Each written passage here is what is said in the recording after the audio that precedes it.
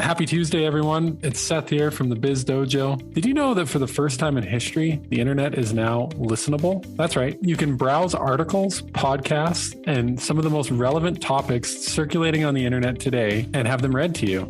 You can start this journey by heading to the Newsly app as well as newsly.me. Follow the prompts and enter the code B1Z2021 for your free month of premium description. This episode is powered by Airdrie DQ Grill and Chill, owned and operated by local entrepreneurs. Check out one of their 3 Airdrie locations today and pick up a blizzard, ice cream cake, or dilly bar. The Biz Dojo is also brought to you by Beyond a Beaten Path. If you're on the lookout for a personalized gift, head to beyondabeatenpath.ca and get started on your custom creation. Beyond a Beaten Path.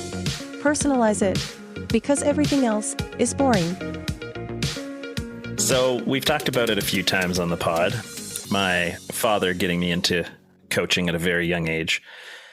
I was 12 and I was coaching 10-year-olds basketball for the YMCA. They had a program called YBC Basketball, Youth Basketball Canada. For some reason, I just thought of like Reggie Dunlop and Slapshot, but I have no idea why. Anyway, carry on. Reggie Dunlop is not one of the kids I coached. You're like the 12-year-old version, right? You're the player coach. Yeah. That's interesting. You made the jump to coaching at 12. Like that is a... Well, I helped my dad out. I'd been playing basketball a fair bit at that point in my life, which sounds crazy because like barely double digits. Well, Lyndon is not yet 10 and he's already been playing for the better part of 4 years. So yeah, I get it. All right. So he brings me on and I remember we coached, it was twice a week at this little elementary school, not too far from our house, kind of central to the community. It was Prince Philip Elementary School for those wanting the full JP backstory.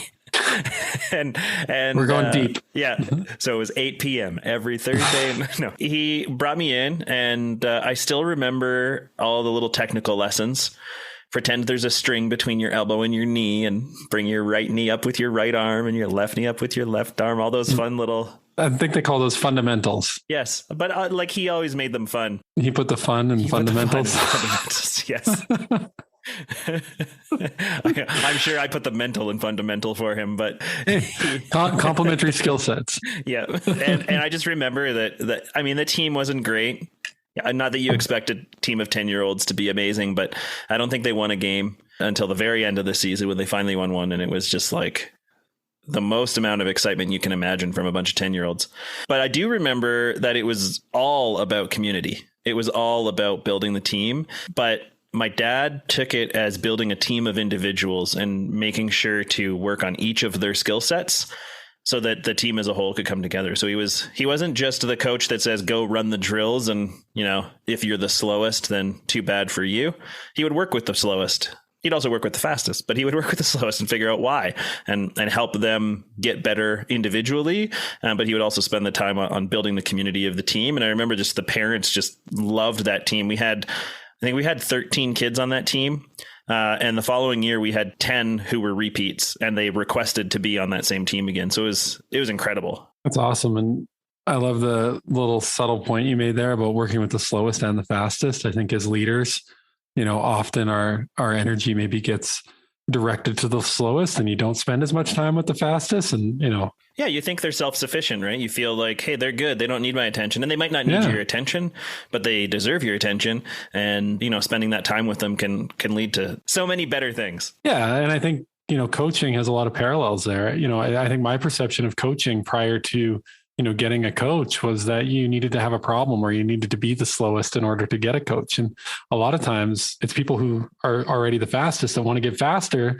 They need somebody else to work with and create the space to help explore and find that next gear for them. There's a reason why, like we've interviewed a few Olympians and professional athletes now, there's a reason why they all start to have individual coaches, whether it's mindset or working on their game, or some of them even have individual coaches for different aspects of their game. Right. Strength, conditioning, nutrition, all these things, all these elements, you know, they show up in elite athletics, obviously, but in a business context and a personal context, you have all these different elements to manage, and it can be very difficult to do that without, you know, some support.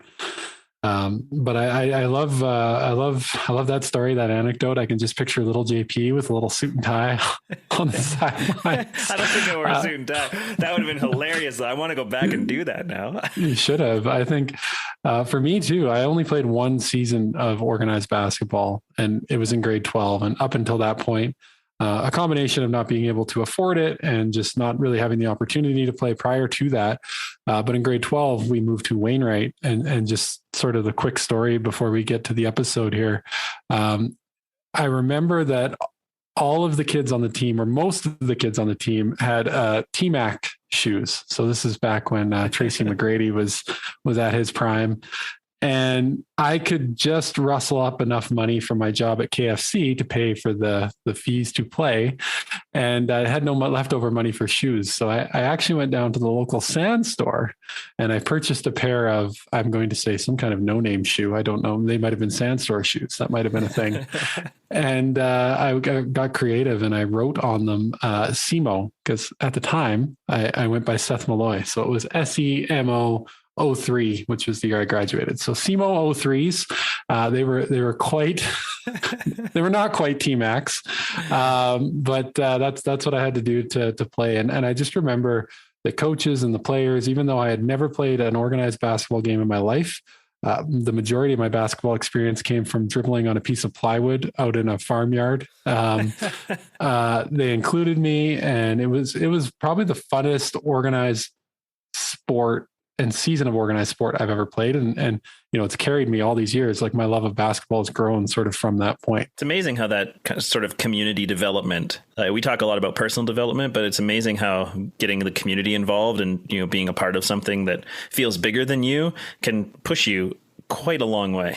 Yeah. I think of all aspects of my life. And I mentioned in the preview for this episode, I was out on the weekend helping with a community garden, and there was probably 40 people from, a pretty small community of Redwood Meadows out there putting in fence posts, raking gravel, and just trying to put together a nice space for the community to come together and do some gardening, which is obviously great for everyone, especially to be able to have that type of place for kids to go and learn about, organic matter and how things grow and all that kind of stuff. So, I'm continuously inspired by that. And we've talked about it at length, like in both of our personal development journeys, one of the key pillars that's helped enable us get where we are is surrounding ourselves with the right people and being part of a great community. Yeah. And I think people believe that you need to have some sort of major contribution or put away a bunch of time or money to contribute to your community or be involved. And there are so many ways that you can be involved with whatever community you're a part of, whether it's your,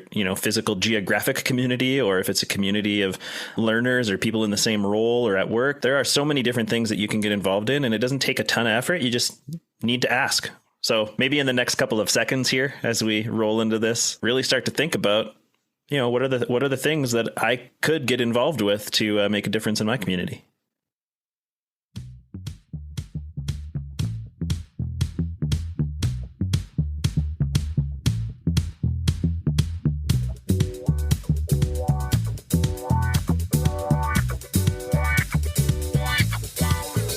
Welcome to the Biz Dojo. This week, we're joined by Ming, assistant coach of the Edmonton Stingers in the Canadian Elite Basketball League. Welcome to the show, Ming. Thank you. Thank you for having me, guys. Yeah, no, we're very grateful that you made the time to hop in with us today. And just right off the top, I know that you're a basketball player. That's your background, but I'm always curious. How would you describe yourself? Like, what do you bring to the world? That's actually a great question. I've been, kind of tuning in, thinking about it for the past few months prior to COVID. And me and my wife actually had a long conversation about it. Because usually when people ask me, of course, like you say, I'm a coach. I have I have a few businesses that I run in Halifax, plus my wife's businesses as well. So, I like to say that I guess I'm an entrepreneur. As a whole, and really trying to change life in terms of like the basketball side of it, and trying to make everything better. So I would say probably mostly I'm more of an entrepreneur and just driven to be successful as much as possible. That's awesome that you've taken the time to think about it. I think a lot of people default they default to kind of where you started there, which is I run a business. Well, that's what you do, but that's not who you are. So it's great to see that you've taken the time to really think about who you are and what you're bringing to the table. Absolutely. I mean, you think about it coaching wise, our goal is to get the kids better, get the team better, the players individually. And, on the business side of the thing, I think it's kind of the same thing. We want to get our clients better, whatever they need. For example, I run a marketing company. So the goal is to make sure the company is seen to the public or whatever the target market is. So essentially, I'm doing the same thing in the basketball, just to get them better. I think the goal is to be driven to get the customer, whatever it is, the customers or the players, to get people better. I wonder, you mentioned there that you're driven, and obviously to get to the level that you're at in professional sports and as well as running a company, I mean, you have to be driven. You have to be self-motivated. You have to get out there and do stuff. And I know that you have a pretty inspiring story. Grew up in Africa, came over to the States, NCAA, landed up here in Canada to play some pro ball. But I'm just curious, where does that drive come from? Like where do you think you got that? You know what? To be honest, I was the most laziest kid ever when I was young. So sometimes I surprise myself. But you know what? I think the biggest thing that happened to me when I moved when I was about 15, 16 years old. I was living in a comfortable home, great. We weren't rich or anything like that, but we were comfortable. I decided that I want to chase my dream, and basketball was the thing that I wanted to do. And, kind of forced my parents to let me go. Obviously, somebody came down in Africa, recruited me. And once I left, I kid you not, the first 4 weeks, and I like to, I'm very transparent about this. The first 4 or 5 weeks, I cry every night. I want to go home. It was, I was actually kind of depressed a little bit, just because you're not used to it, right? So especially as a kid at 16, it's really tough. And plus, no parents around. I took the plane by myself.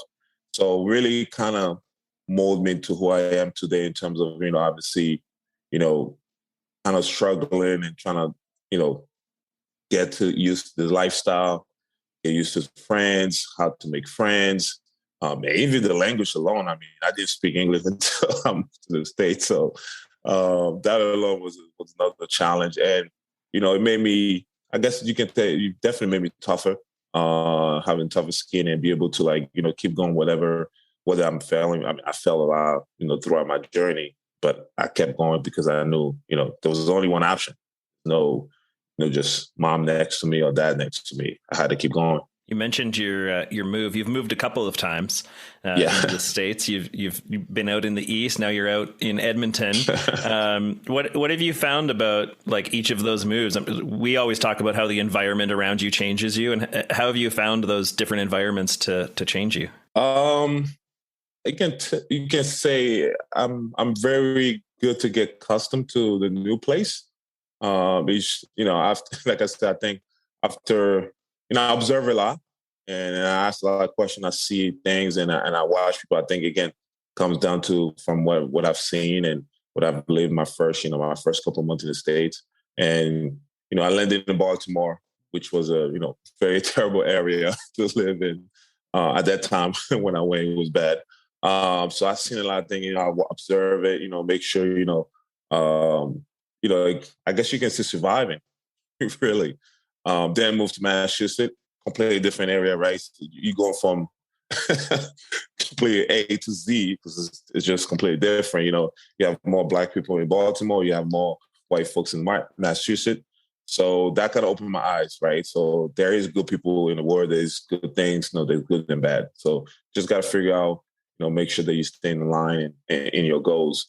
And then after that, moved to New York, completely different. I mean, obviously that's more diverse, see more things. So I would say, each city brought something different out of me. And I learned something different from each city. Same thing in Edmonton right now. I'm learning so much.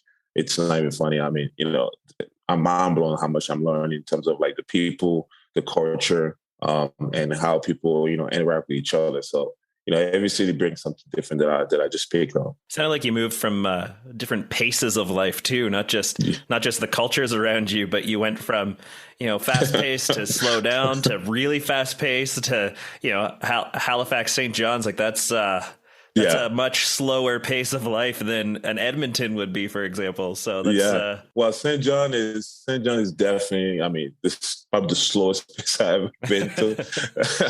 There's really nothing. I can guarantee you can just drive, don't do this, but you can't drive with no license and nobody will stop you. And Halifax is a little faster because it's more of a booming city. And, back to Edmonton was a little slower. It's funny, that's the thing about Edmonton where I find it intricate, and it's big, but not big.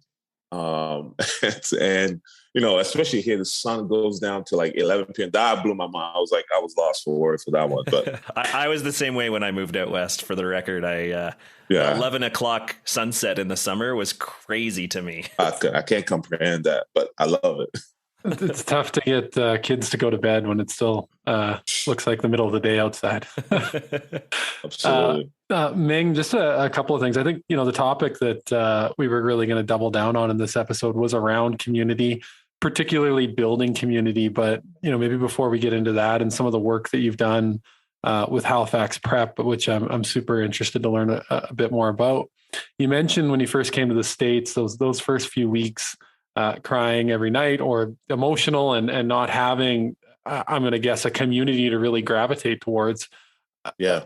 And I wonder, like, coming out of that, were there some communities that embraced you and what did that, you don't have to go community by community, like physical city, but how did you kind of get through that? And what kind of community did you gravitate towards? Was it all through basketball or was it through other means or how did that go for you?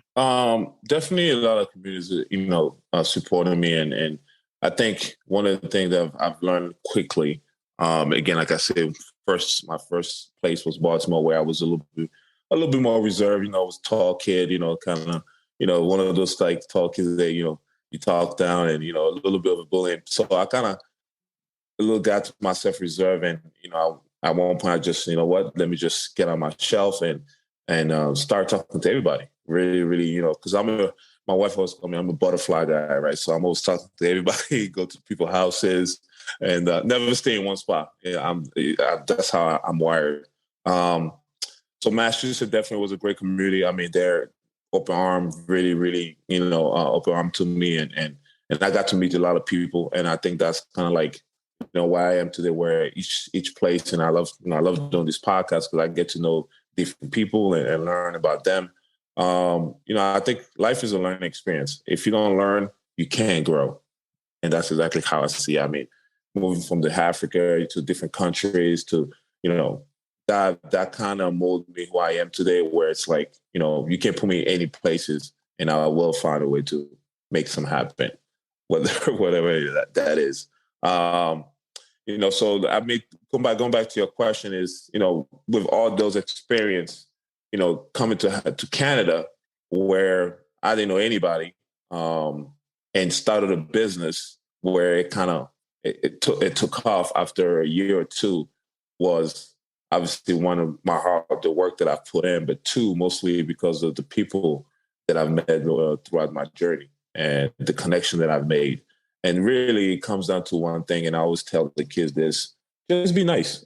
It doesn't cost money, simple. Just be nice. It's so simple. It's the most, it just blows my mind when I see, I was, with Moon right now, Moon, who's on our team, I talk to him all the time where it's like, he has the the character, and he can do so much more, and I'm trying to push him to do more and more just because, again, basketball, we all know it's only for a certain period of time. But what else can you bring to the world, or what else can you do that will fulfill yourself? And to me, it's really talking to people, figure out what they're, what they want to do, or they have a problem, how can I solve it?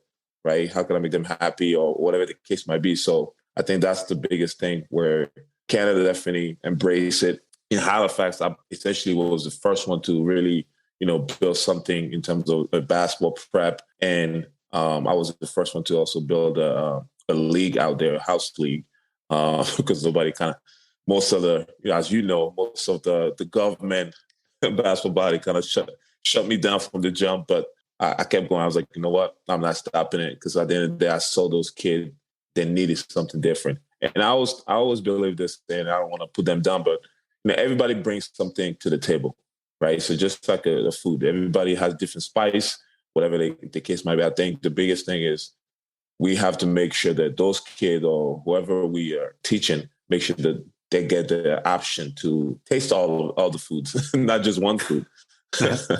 Is that something that you've always kind of thought you would get into? Like you mentioned, pushing Moon, and we've had Moon on the show. Like, is that something you thought about even coming up, that, hey, I have to have a future, let me plan for the future? Or was it just something that came about and you found yourself being an unintentional entrepreneur, and now you just love it and you're doing it more and more? Never in my wildest dream. I didn't even think about being a coach, to be honest. I was like, no way.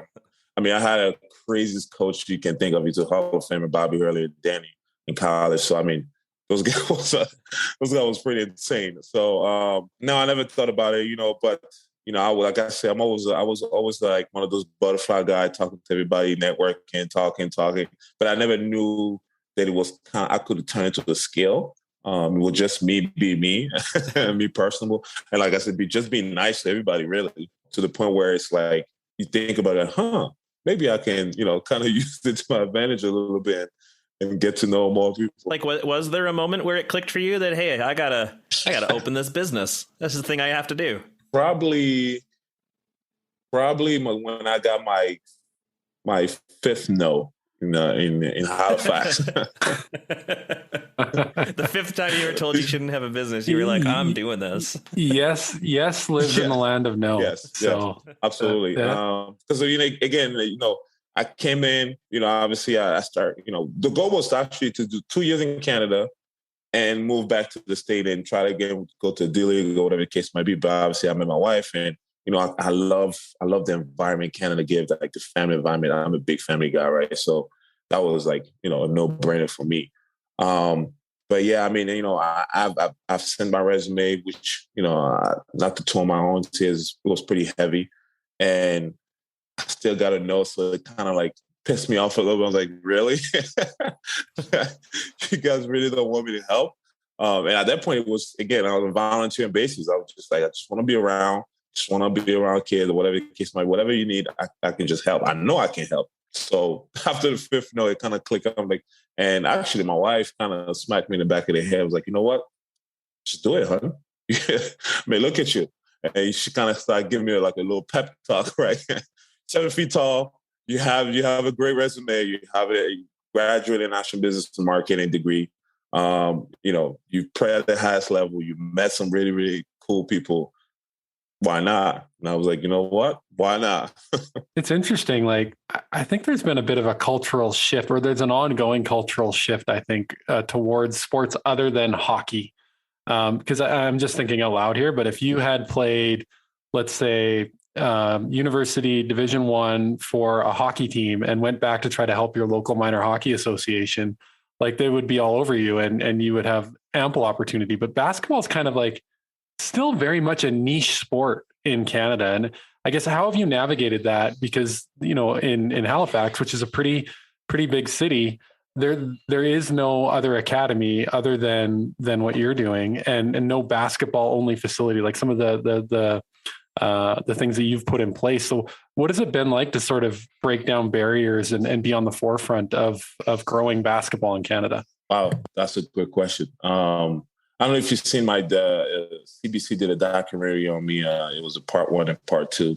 And that kind of highlighted my journey a little bit. And yeah, man, it's tough.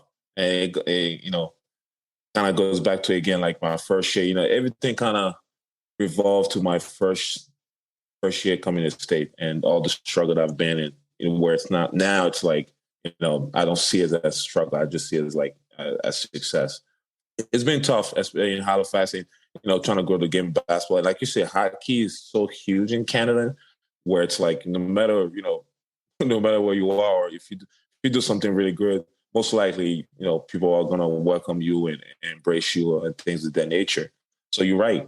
Basketball is it's still a little bit in back. We're moving slowly for sure. We still Still better than 10 years ago, I guess, I'm for sure. But it is pretty slow. I had to bring a lot of barriers. Let's to be honest. A lot of phone calls, a lot of emails.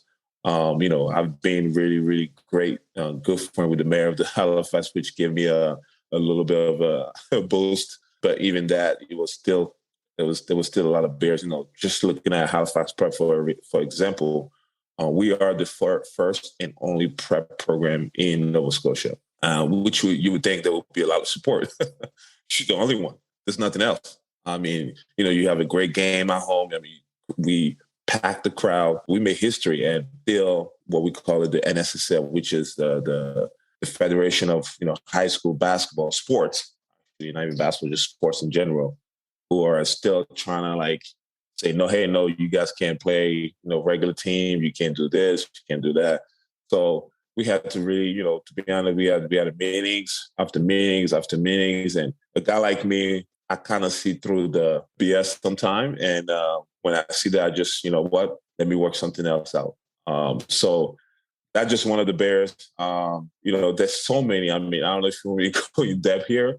To be honest, to really be honest, being an African and Black is probably the hardest thing, especially when you go to a different country, and two, to a city where nobody knows you. So that barrier alone was tough. But I always walk around with my smile, connecting, being a butterfly that I am. And that's kind of what I always tell all the guys, more the same thing, And that's why I like Moon so much, because he's always smiling. He's very, very enjoyable. I mean, you see him, you want to come see him, you want to talk to him. And that's, there's not even a skill, it's just being you. And I think that's huge. It's always going to turn, even somebody who doesn't like you, you will get so much positive that the negative just going to be, whatever. Crazy that basketball doesn't have, it was invented by a Canadian. Why is basketball not more popular? It's certainly on the rise. And to your point, 10 years ago, probably a very different environment than it is today. No, it definitely is. And I just want to add to it. Just when I started training kids, especially in Halifax, I saw the talent level. The talent level was there. No question about it. It was just like I said earlier, the drive. The drive wasn't necessarily there, but the skill level was definitely there. And I think to top it off, in the States, basketball's such a big culture. If you're playing basketball, it's they want to make sure that you're doing good. Whether it's your neighbors, whether it's your high school coach, or even your math teacher. They just want to see your game. They want to see how you're doing. You know what I'm saying? Whereas Canada, it's a little bit still math teacher, oh, yeah, good job, and that's it. Right? And what I've done is my first year right away, I kind of started an incentive to the kids. If you do this, you're going to get a gear. If you have a good grade, I'm going to take you here. Because in the States, it's kind of the same thing when I play. When I sucked, I didn't get nothing. When I start getting better and getting a lot of looks, well, Adidas will start giving some shoes. This, well, now I'm going to work even harder because now I want more. So I think that's the only thing that we need in Canada. I mean, look at youth sport, for example. Why there's still no full scholarship available, right? So those little incentive needs to happen so that the kids feels like, what, I'm more working my butt off for a reason, not just to be here. Yeah, so you're really looking to try and change the culture around basketball, and not just basketball. I'm sure, the culture around sport. To your point, university scholarships are those would help not just basketball, but pretty much every sport. Absolutely. I've asked this question a million times, even in the hockey world. Why is it that, unless you go play the WHL, you have to go down to the US to play college sports? Why don't we have the infrastructure? We have the best players in the world, the best coaches, the best hockey infrastructure. This is what we're best at. And yet if our top end kids want to go get an education and play, at the highest level, they have to go down to the States for it. It doesn't make any sense. And that's true. I mean, I've sent about, probably 15 kids away, and 3 of them in the States. And that's kind of where I started. And obviously it was great. The family was happy. There was getting a huge scholarship. The kids was going away. But at one point after my third year, I was like, you know what? Why not keeping them in Canada? I mean, yes, States is great, but they're all good enough to stay home and still be able to compete. So that's where Halifax Prep came in, right? So you're right, our talent level, we have the talent level.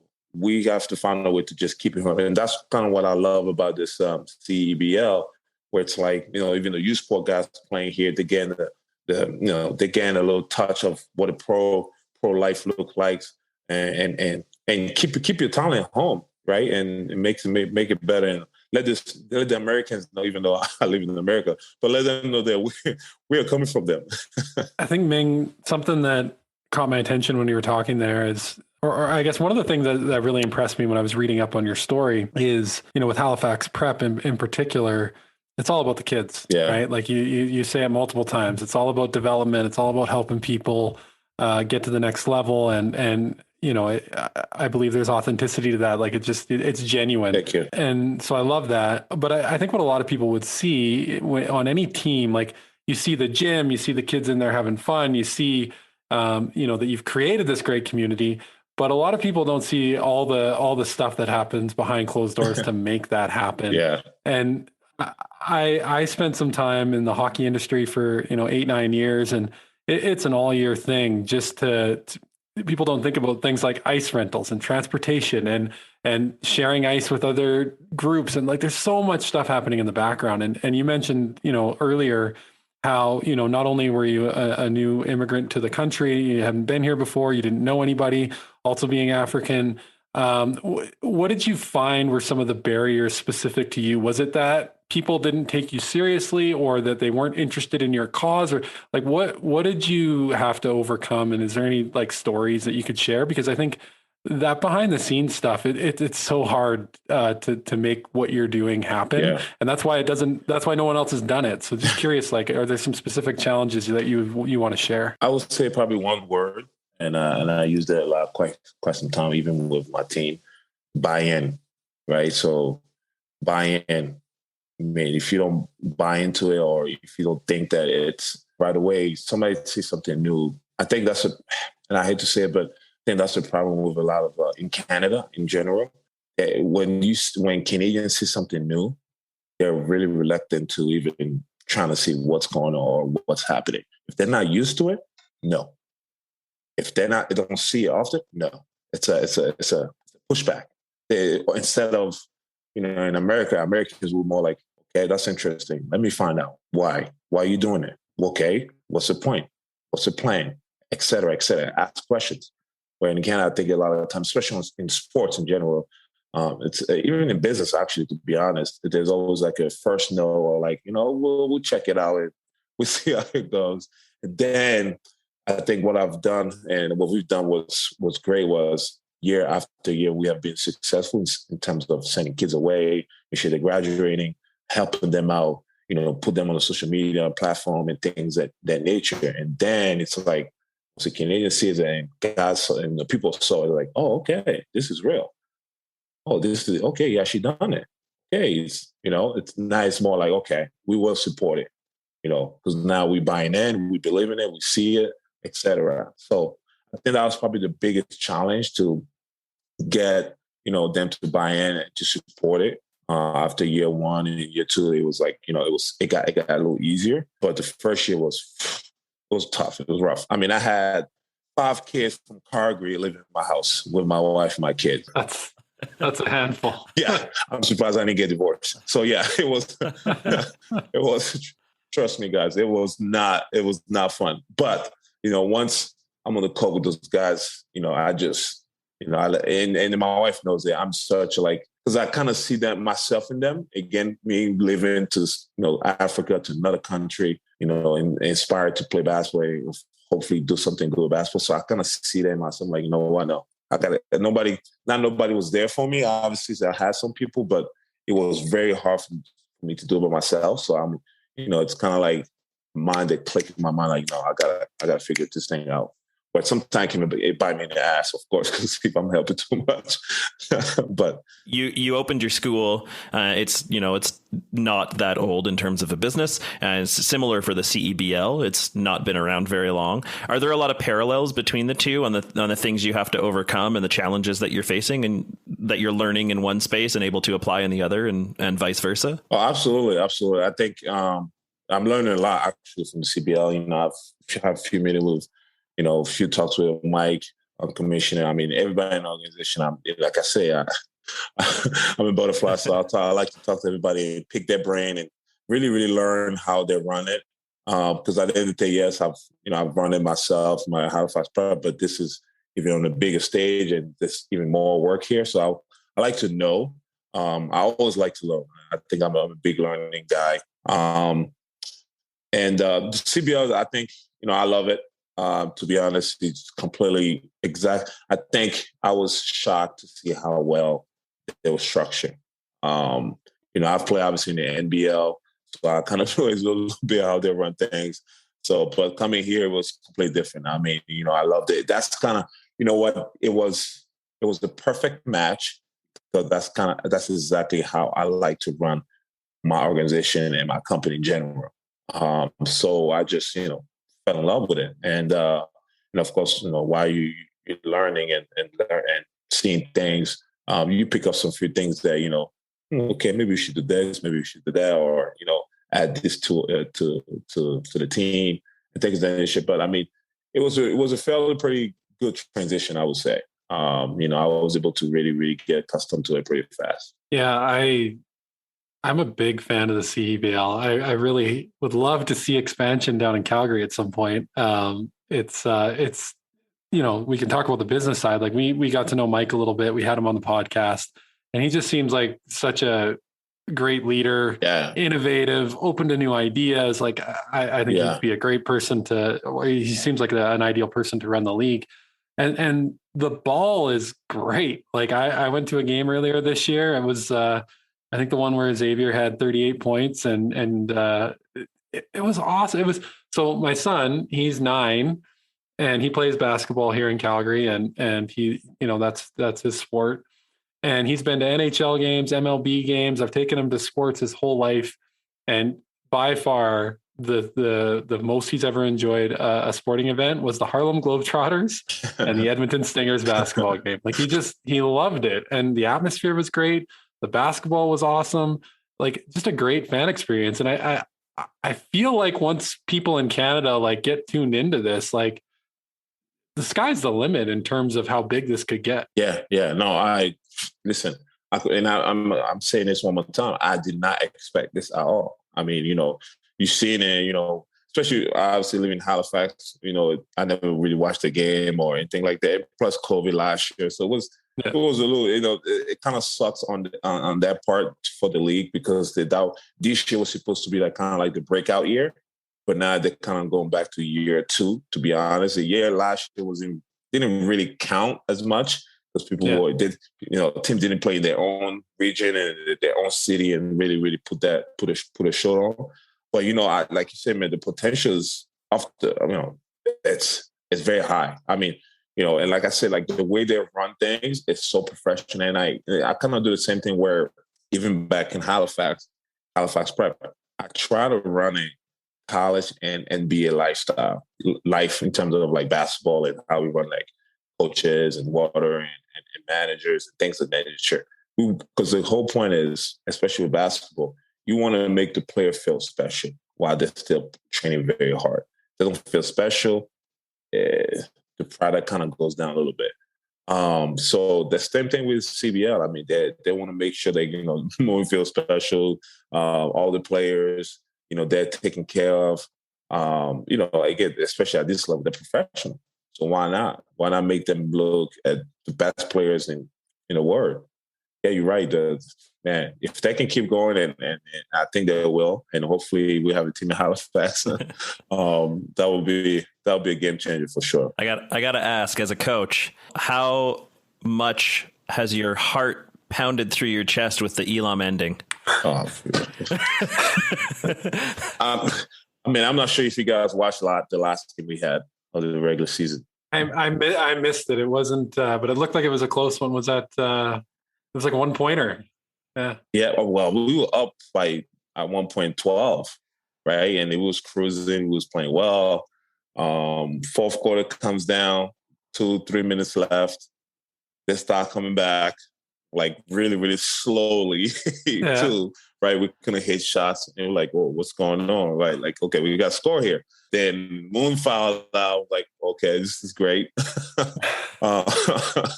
Manning comes down, they start chipping. I mean, I think it was 80, can't remember the score. I think we were up by 2. We needed to score 2 more points to win the game. And meanwhile, those guys are coming back and scoring. And at that point, the whole crowd just stand up. Everybody stand up, and nobody sat down. They were just waiting. And we're going back and forth calls. And then finally we hit a huge shot. So, I mean, if you want to foul them in, and we hit a free throw, Jordan Baker hit a free throw to win the game. But that was the most stressful element that I ever been. Out of all of them, that was the most stressful. I was actually thinking about, as you probably know, I always like to dress, and I was stressed up. And I was like, okay, if we lose this game, I'm going to burn this shirt. How much does the Elam ending do for like player confidence, for crowd interaction? Like, I know the intent is to really get the crowd going and to make the end exciting every game. Yeah. But I'm curious from your perspective as a coach. I'm sure there's some challenges with it, but what's your experience? Yeah, no, as coaches, it's 50-50. We like it. We don't really like it. As the crowd, obviously, as fans, I mean, this is the most beautiful thing ever. It's amazing. I love it. I know it's what you play when you're a kid, right? Like you're out on the basketball court and you could be up by 80 and it's next basket wins. Yeah, absolutely. I mean, the game before last game, I believe it was the game before last game, Adika shot a 3 fade away from the 3-point line and ended on Eli Manning. For him as a player, I mean, you think about it, those are the shot that you shoot in your backyard every time. 3, 2, 1, and you feel, that's huge, right? So as a player too, I'm sure those guys, when they hit those shots, it's like, they feel like LeBron James. So and there's mixed emotion. There definitely is mixed emotion. You love it sometimes. You kind of don't like it last game because you could have won the game already.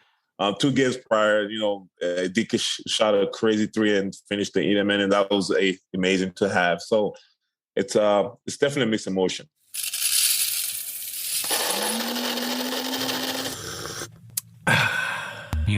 Being an artificial intelligence voice isn't exactly easy.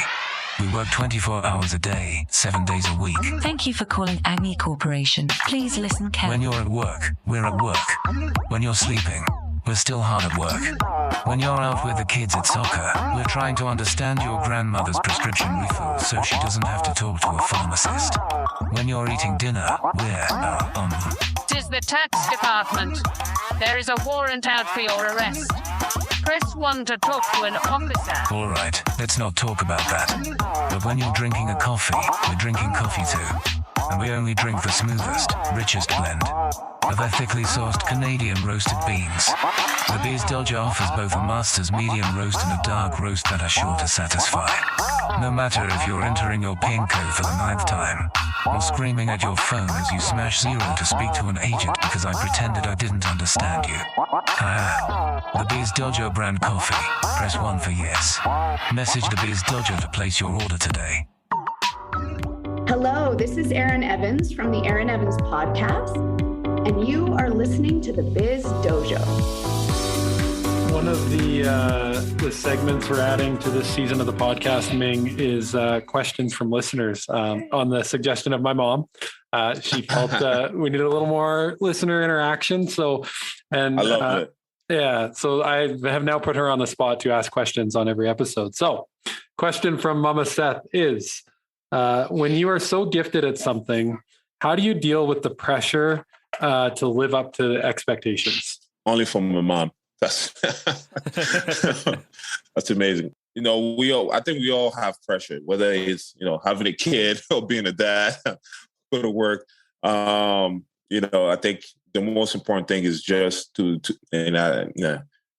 may sound stupid, but I think to just be yourself. Really worry about yourself, not so much worry about what other people think or what people say. Obviously, listen to it, because I think listen to the negative is always good because it pushes. I mean, as I say earlier, it pushed me to be the best I can.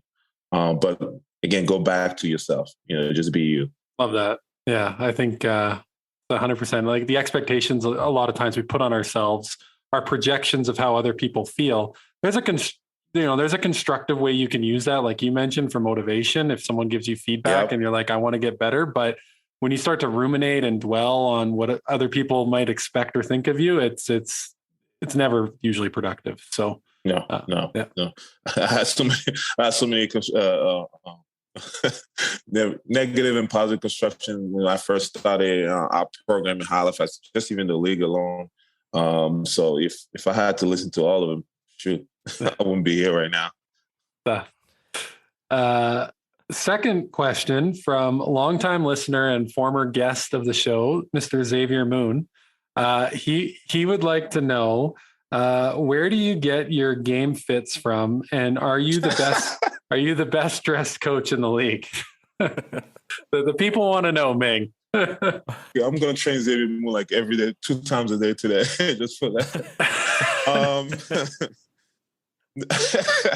Well, I'm gonna have to let the popular the people decide. Personally, do I think I'm the best dresser? I mean, of course. Even Mike told me that I might win if they have an award for best dressed coach, I'm probably gonna win that. So it's actually hard to find my clothes, to be honest, and that's probably why. When I buy some clothes, I want to buy the good one because I want it to last longer. Unfortunately, I can't just go to Marshall or Winners and just pick a clothes. It doesn't work for me. So I would venture a guess, being 7 feet tall in Edmonton, not the easiest place to find really nice clothes. I struggle to find clothes for me, and I am nowhere near 7 feet tall, so I can only imagine how much of a struggle that is. You know what? I gotta give a shout out to Indochino. They're really, really good to me. They were partners with us in Halifax Prep. They give us one free suit every year, and it's all custom made. So I love those guys. That's awesome. All joking aside, one of the things that I took away from the game that I went to, and having the chance to get to know Xavier a little bit, but that first quarter of the game, and I'm drawing a blank on the team, I think it was the Honey Badgers, he looked like I'm going to say like Allen Iverson, like he looked like a legitimate NBA player. Especially in that first half, like he was crossing guys over, dagger threes, like he was doing it. And it wasn't even just the on ball, like he was controlling the offense. And then I think you guys made a switch. You put a different point guard in there. He was playing off ball. He was making his shots. Yeah. I remember at one point he turned the ball over and then he got back, first guy back on defense. Yes. What is it like coaching him? And what do you think his ceiling is? So fun. So fun. I mean, you cannot get any. I mean, as a coach, this is a dream player. You can almost just sit down and drink a daiquiri and just enjoy watching him play and just kind of give him some few pointers. I mean, the guy's driven, man. It's just in him. He has the mentality for it. It's just a matter of like controlling and kind of guide him to be as perfect as he can be. But Moon is definitely a special talent. I mean, man, he's very good. I mean, he's very, very, very, very good. I think he's there's a reason why he's 2-time MVP of this league. He's probably even better than this league, to be honest. But the kid is special. And you know what makes it special, even more special? He listened. He loved to learn. When I first got the job, the first day, I looked at him. I was I was kind of like eyeing him and like, I heard you nice, but I want to play you one-on-one. I want to see what you got. I don't think you're that nice. He laughed. He loved it. And since that, we became really, really tight. We have handshake before the game because I challenged him, right? So it's not just because I saw he was 2-time. I don't care. Same myself, right? I'm a driven guy, so I'm like, I don't care who you are. Let's see it. Let's do it. So man, it's very fun to coach a guy like him, right? And to be honest, the team in general, this is the most special team I've been. And I have special team, even my Halifax Prep team. But this is a very, very special team. No ego, characters are 100%. I mean, you don't even have to watch them. You don't have to check on them. Very professional. everybody play for them, for each other. And that's the biggest thing, I think, while we're winning. Because if you're really looking at, on the roster, looking at all the rosters, Honey Badger, the team, they have really, really NBA caliber or big names and things. But you're looking at us, you have Kemba, right? You got Jordan Baker, of course, he's a legend here, but still, it's not like an NBA, who went to the D League or anything like that. But the fact that those guys can gel together and play for each other, that's what makes it special. And I always say this, kind of like, I don't know if you ever watched Coach K speech. This is my favorite quote. You want to be a fist, have a stronger punch than just, if one person is off, you can't really punch it. You're going to break your finger. But if everybody all together, shoot, you can go through anything. That's awesome. One of the things that we wanted to really touch on as well, like you've got the coaching that you do at a higher level, and then you've got the coaching with the youth. What are some of the things that you are talking to you talked about being nice, but what are some of the things you talk to the youth about to really get them ready for that next level of success and aspire to be the next person that you're facing one-on-one in a practice at in the Edmonton facilities? Yeah. You know what? I'm actually really crazier with my youth. I'm very hard on them. And when I first started Halifax, my wife was like, you know what? No kids are ever going to come see you, man, because you're just too crazy. And I'm like, you know what? I think my job, and being a father, is my job as a coach, especially with the youth, is to prepare them, is to mold them. And if I don't do that, then I'm not doing my job. Once they get older and at a pro level, nobody's going to tell you what to do. And you forget about pro level. When you become your own father or you want to get your own job, nobody's grabbing your hand. So I'm a firm believer in teaching them early and being hard and still giving them love. I play against them. I kick their asses and I talk smack to them because I want them to feel, not to feel it, but I want them to be ready for it. Do you know what I'm saying? So, our first practice, I was doing traps, because half of they really didn't do trap, especially at a young age. They don't really do that. I'm like, you know what? I'm taking guys to the States. We're doing trap. We're working on this. I'm pushing guys. I'm putting the line. If somebody has a bad grade, the whole team is running. If I just feel like, so we had like a Friday night report. So every parent would come to the gym and tell me how their kid is behavior, just in general. If a kid said, if mom said, "Oh, take this plate to the kitchen," and he didn't listen, there we go. The whole team is freaking running for a long time. So I think, I'm definitely hard on the youth, and just because, again, I want them to be ready for the next thing, the next life. There's no better time to start young. It actually worked to my advantage because now every parents love it that I'm, essentially being another father to them and be able to really, really pay attention to everything they're doing. It's awesome. My basketball coach when I was younger was maybe 6 feet tall, so he wasn't swatting anything out of my hands. Maybe I needed a little more of that in my life. Yeah, no, for sure. I mean, you have a step for a coach who's dunking on you in practice. I mean, I don't know if this is on the approved list of coaching dad to son techniques, but since Lyndon was little, when we play in the backyard, when he takes a shot, if I can block it, I do. And I'm like, get that garbage out of here. Absolutely. Absolutely. Every time. And now he's better. Like he can get a shot over me, and like, he's only 9 and he can do the pump fake. He can take a set. Like, yeah. I'm a firm believer. Kids are so smart. They will figure it out. But if you don't do it, they're not going to figure it out right away. So you have to do certain things to make them think, to make them like really, really think, right? So like if we always, and it goes back again to like, it goes back to Canada vs USA. Canadian players are the talent. I mean, Lyndon Wingate, I know him very well. The kid is talented as hell, right? But he moved to the States, right? And then he got that mentality that he switched up and this added to his skill and made him, right? So, our kids here, same thing. I see a lot of young guys, talented, very, very talented. It's just the motor.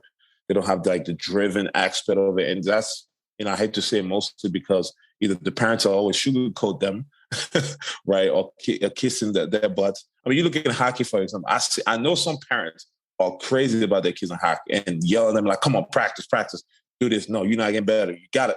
Right. So it's become a culture where it's like hockey in Canada, like, dude, you can't go to hockey and just, oh, it's okay, nonchalant. No. It's not happening. Right. So we need that same culture in basketball. We need to start with, obviously our parents, goes to the teacher, to the coaches, to, because to raise a family, a kid, you need the whole village, right? Yeah. Well, there's so many lessons in those failures, right? Like if you're just able to drive in and make a layup after layup after layup when you're at practice and you think you're the greatest thing ever, the first time you face failure, it's going to break you. You got to face failures in your practice so that you can get better for your game too. Absolutely. That's a great point. Right. How do you approach mindset with the kids? Because I mean, if I'm just sort of distilling what you're saying, I mean, there's kids with skill for days, but it's that resilience, that grit, that mindset that they can get through it. How do you approach that with the youth, and what separates like the Xavier Moon type kid versus the kid with the talent that just doesn't get it? Yeah. It's tricky. You have to be careful. Actually, we did a camp in Saskatoon, and I helped Mo. Like he told me to come in because he wants to see how I train kids and things like that. But and I give him a few pointers. With the kids, it's very, very tricky. I've been doing it for quite some time. You really have to watch them.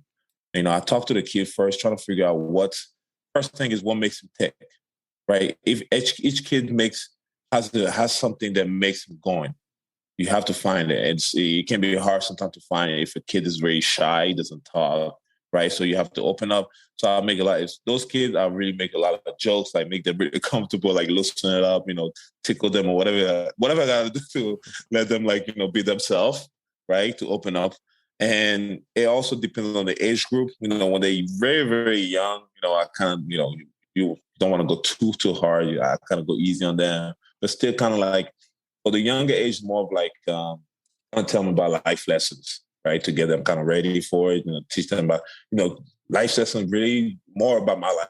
I always talk about my life because, I mean, that's Coach, from what they you look know. at me, right? Yeah. Right. Yeah. Right. So they want to make some money, hopefully, like I did. So, I kind of, those younger guys are more about life. The older guys, more about life, but the pushing can be in different ways. The pushing can be different.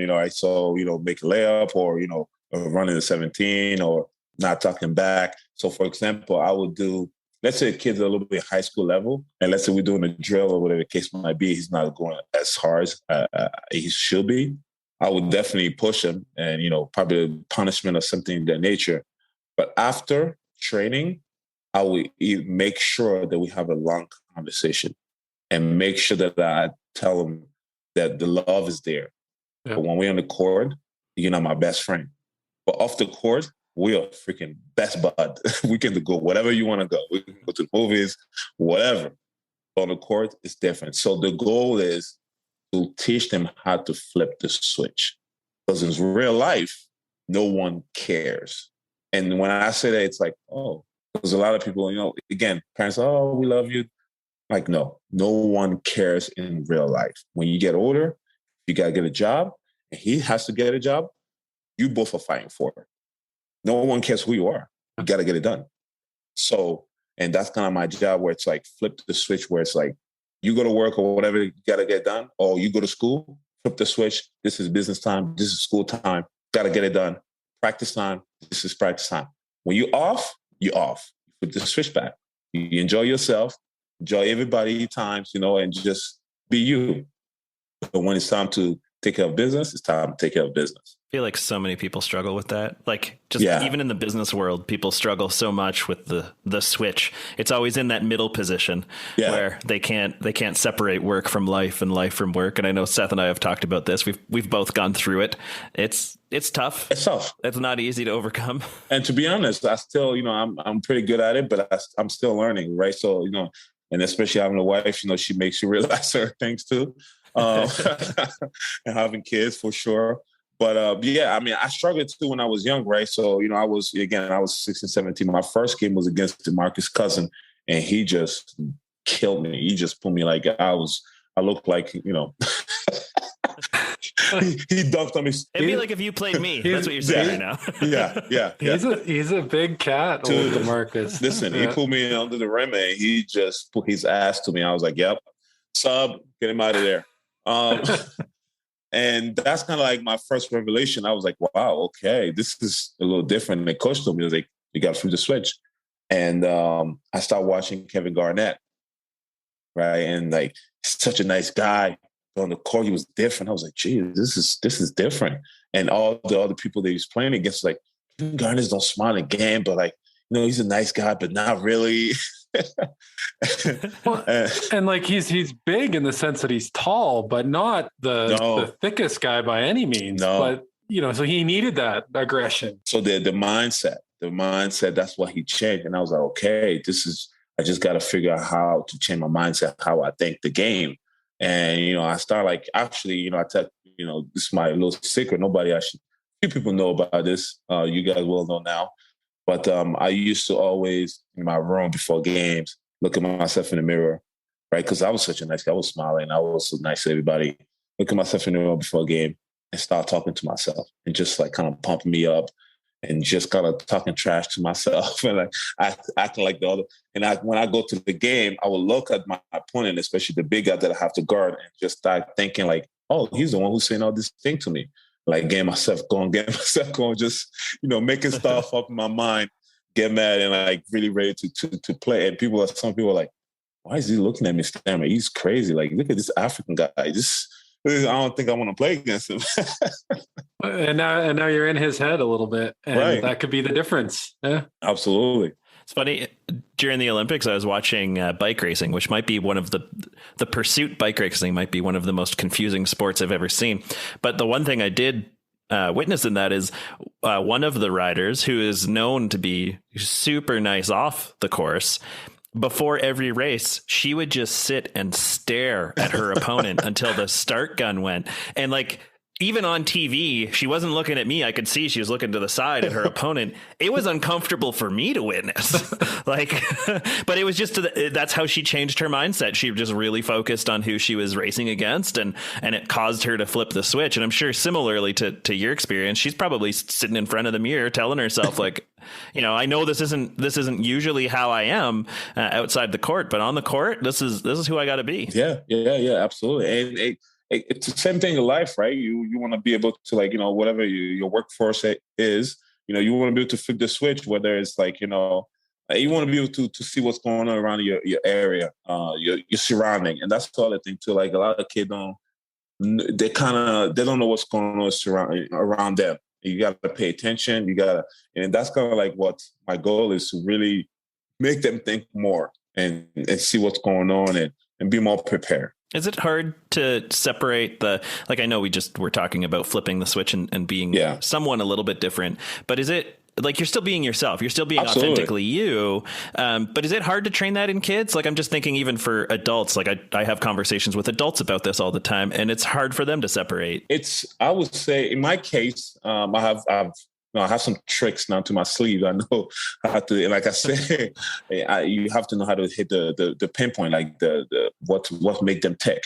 And I goes back to it all the time. I think that's a huge thing. Don't just coach a kid to coach a kid. You have to know what makes them tick. You have to know what makes them get mad, what gets them happy, and how can you challenge that and just kind of pull it back, when you need to put it back, right? So like, if you're hard on him, okay, what I need to pull back to make him happy so that he still loves the game. Go back to the, pushing me. So it's like, it's really tricky. You almost got to be a psychologist for some sort. It's personal. Yeah. It's really personal. Yeah, it's mental. So yeah, I mean, for the kid, in my case, it's a little easier after, I've been doing it quite some time now. So it's a little easier for me to do it. And to the point where it's almost too good. And to be honest, and I say too good because I have requests now to some parents who, kids are a little, they need a little bit more help than just me being a coach. Actually, they probably need professional help. And they're calling me now to like, no, the kids want you. He needs you. So, which is a good thing, of course. I love it. The fact that, they want me, but at the same time, it's like, okay, it's a little bit too much sometimes. The risk of success. It speaks to the trust that you're building, and just furthers what I was thinking in terms of, why you do this. And I guess leads to the last couple of questions here for you, Ming. But we talked a lot about the challenges in what you're doing. What would you say is the most fulfilling part of what you do? Wow. That's very simple. Seeing them succeed, whatever that is. And, if you want to go to a youth sport and we're making it happen, I'm happy. If you want to work at a company or a media company and you're making it happen, that's my goal. So I think the success. I will say this. I'm a firm believer in the product. The product is good. Doesn't matter. Perfect example. We all love McDonald's. If McDonald's wasn't good, nobody would buy it. So as long as the product is good and you taking care of the kid and really, I think we're in the business of servicing, to be honest. So, servicing the kid, put them first, make sure they're okay. And the rest is always going to take care of itself. And, that's kind of how I see things. And, I think that's probably what makes us pretty successful because I don't really try to get into, the scuffle with others and things of that nature. I'm always like, you know what? The product is good. Meaning if this kid is successful, he's going somewhere. Well, that's my resume. I've done my job. And next kids, and the next kid, and the next kid, and the next kid. And those kids are going to talk about it. I don't even have to say anything. Oh, that's beautiful. I love that. And last question, I think, JP, unless you have anything, but what are you working on personal development wise? What are you trying to get better? How are you feeding your mind? That's a good one. I have a problem. I'm always thinking about the next thing. you and us both. Yeah, I'm always trying to build something different. I've started about seven companies now. We have Ming company. Halifax Prep came after. We have the one's called HYBL, was a local league. Obviously our training sessions. Did I say Ming marketing already? I started marketing like few months ago. I learned that I'm pretty good at video and flyers and websites. And I also, partnered with my wife in her accounting firm. So as you can tell, I got a lot of things going on. Now I'm a coach at the Edmonton Stingers. Your days have a lot more hours in them than my days seem to have. I don't know how you're getting all that in.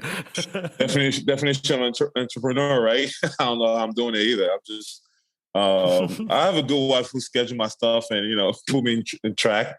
But I think my next thing, obviously, the biggest thing that I've done so far was to acquire my facility. That was huge. I mean, I'm the first private-owned facility in Halifax, Nova Scotia, which is huge. I can go to the gym at midnight. I literally get some kid at midnight. Parents are like, yeah, go ahead. I mean, we trust you, me, whatever. So I think the next thing is go bigger somehow. Go big or go home. Yeah. Go bigger. Obviously, I'm definitely, Mike knows it already. I'm eyeing on having a league in Halifax for sure. That would be awesome. I think Halifax is a great hub. I mean, everybody knows that. I mean, beautiful by the water. They love basketball, they love sports. That would be huge to have that. So I think that's one of the things that I'm working on. And, I always think about something. And, I mean, being here in Edmonton definitely got me thinking more. I mean, okay, this is exclusive. Since I've been in Edmonton, I'm really thinking about how can I have something here and still be able to go back and forth with Halifax for sure. Whatever that is, I don't know exactly what yet. I'm kind of looking around to see what the market needs. That's important. Like what's needed, what's missing that I can fill that void. Very cool. Creating your own farm system for the team you're going to start up in Halifax. That's great. Well, thanks so much, Ming. This is a ton of fun. Best of luck in the championship weekend coming up. And thank you. Thanks again. No, I appreciate it. Thank you guys for having me. I love doing this type of thing, and I love you guys' graphic. Everything you do, it looks pretty professional. I love it. Probably the reason why I jumped in. So, thank you. No problem, guys. I appreciate it. Thank you so much. Take care. Take care. Hey, thanks for listening to today's episode. If you like what you heard today and you'd like to tap into your inner wisdom, check us out on thebizdojo.com, Instagram, LinkedIn, or Facebook. Or send us a message for a free discovery session to coaching@thebizdojo.com. We hope to hear from you soon. See you next week.